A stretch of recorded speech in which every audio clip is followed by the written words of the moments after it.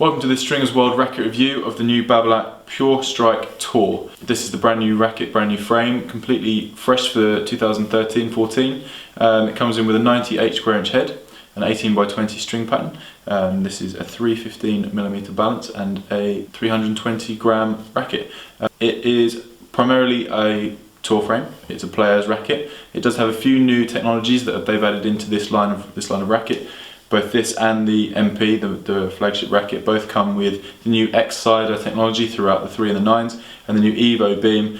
Both are generally made for forgiveness, for a little bit more feel, larger sweet spot, to make a 98 square inch racket play and feel a little bit bigger, whilst retaining the control and feel of the smaller size.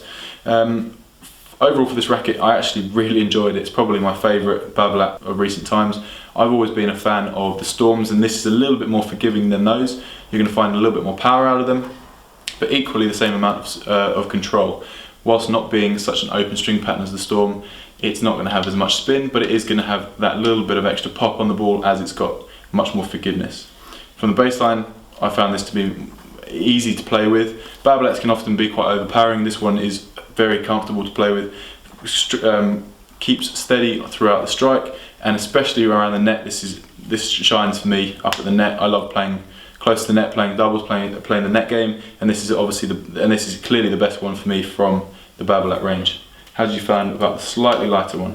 This is the Strike 305, and it's 305 grams, again 27 inches in length and 18 by 20 string pattern. I enjoyed the frame as well.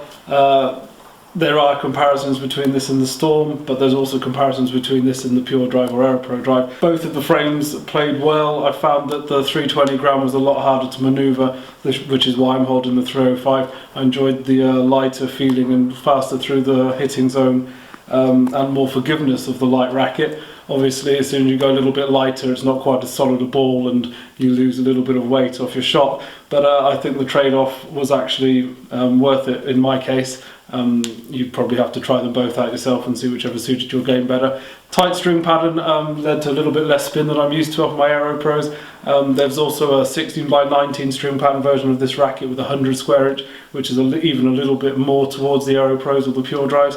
But they're great feeling frames. They're a lot more flexible than the Pure Drives or the AeroPros. A little bit stiffer, I'd say, than the Pure Storm. So really sitting somewhere in the middle and just blocking up that gap in the marketplace and the range for Babolat.